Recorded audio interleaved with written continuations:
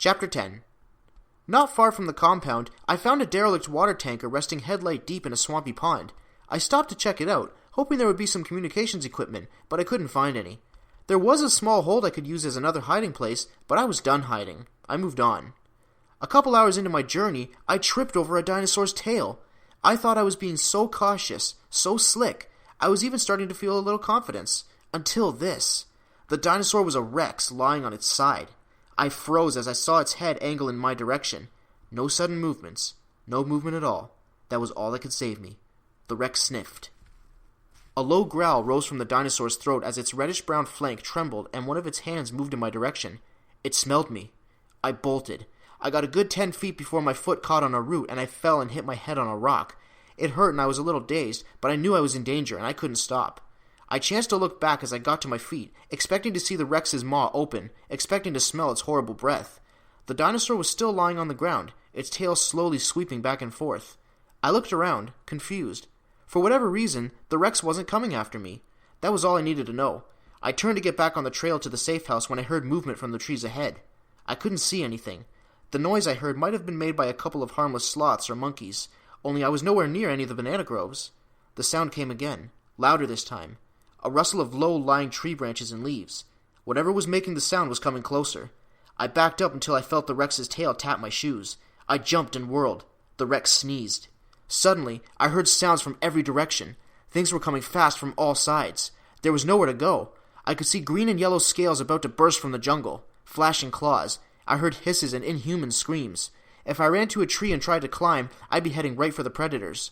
I spotted a heavy branch a few feet over the top of the Rex's head. I ran toward the Rex and leaped onto the dinosaur's side. The Rex's mouth opened wide and its head snapped forward, but I was already in flight. With one leap, I went over the Rex's head and planted my foot on the top of its skull. I bounded up, grabbed the branch, and swung my legs up high, wrapping them around the branch as I heard the Rex bite at the air beneath me. I heard a terrible ripping sound and heard the Rex bellow in pain. Looking down, I saw the animal surrounded by raptors. The Rex tried to defend itself, but it was too weak. I didn't know if it was sick or starving, but right now it was prey.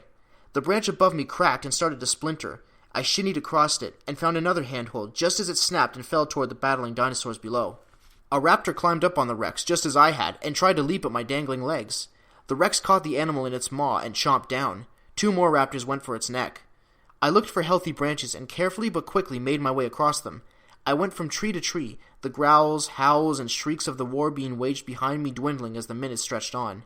My legs got so tired they felt like they were going to buckle, and I nearly lost my balance twice, so I stopped to rest. I scanned the ground below, worried that one of the raptors might have followed me. All clear. Okay.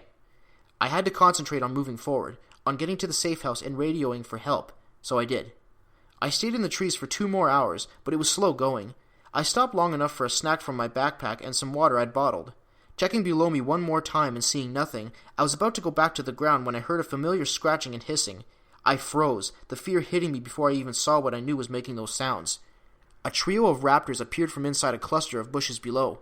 Their green and black scales perfectly camouflaged them against the jungle leaves, almost invisible. That's what I wanted to be. Invisible. Undetectable. Every sharp, shuddering breath I took sounded to my ears like it had been aimed into a bullhorn.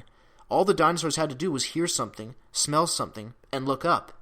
They sniffed and closed on the base of the tree. My hands were shaking as I held onto the branches and prayed they wouldn't make a sound. My head felt light, and my feet felt like they might slip and let me fall right in front of the predators. I thought of nights Eddie and I spent watching houses in towns close to Enid. It was like this weird commando game we played, watching a family, getting to know when they'd be home, when they'd go out. It wasn't until later that I found out why Eddie was really watching those houses. He sold the information to thieves who broke in when no one was home. The whole time we were watching a house, we had to be invisible. We had to camouflage ourselves any way we could. We'd spray paint old blankets and cover ourselves with them to blend in with a garage wall or some darkened bushes. If the raptors looked up now for any reason, they would see me. I had no camouflage, no cover. The dinosaurs below took a whiff of a puddle near the roots, shrieked, and looked around fearfully. With high yips, they ran away in a blur. I waited in the trees for a very long time, feeling my heart racing, making sure the predators had left. Climbing down, I went to the puddle and sniffed it. "Ah, gross," I muttered. I recognized the smell. It was a scent I had picked up near the helpless Rex. Tyrannosaur urine. Raptors normally wouldn't mess with a healthy Rex. If they thought a Rex had just relieved himself in a spot, they worried that the Rex was still nearby, something they didn't want to deal with. If I'd had a container, I'd have taken some of the urine with me.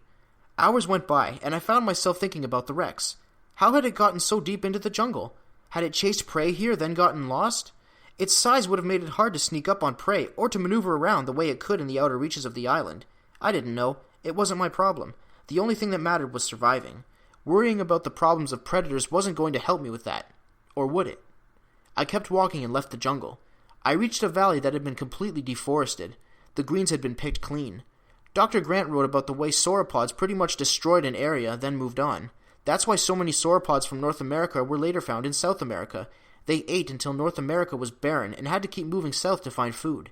Dr. Grant said a lot of scientists think it's one of the reasons the dinosaurs really died out. No asteroid, they just ate themselves out of existence. Fine.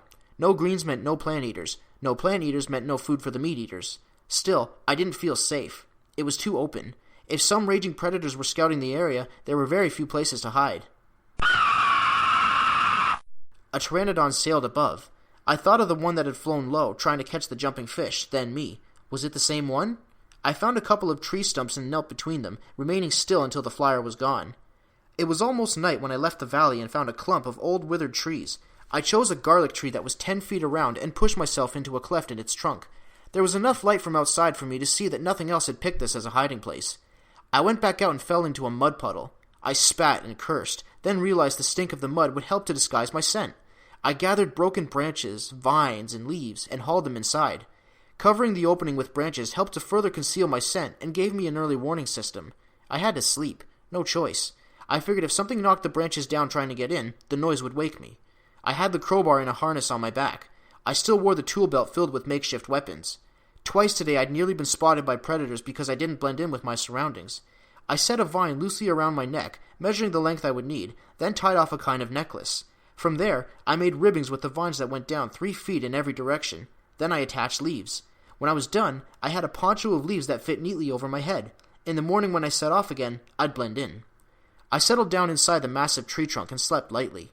In the middle of the night, I thought I heard scratching sounds. I got up and checked the door, but the branches hadn't been touched. Weird. In the morning, I ate breakfast in the semi-darkness and prepared to go outside. This was the moment I had grown to hate. Opening a door, never knowing if some dinosaur might be right outside. It had never happened. I didn't really think it ever would, but I knew all it would take was one really good mistake and I'd be dead. I pulled one branch from the door, took out my crowbar, and slipped my little mirror outside with my free hand. I moved it to the left. Nothing. To the right, a blur raced toward the mirror. "Yeah!" I screamed as something ripped across my hand, and I heard the mirror drop to the ground and shatter. I stumbled back as the branches exploded inward and a raptor barreled right at me.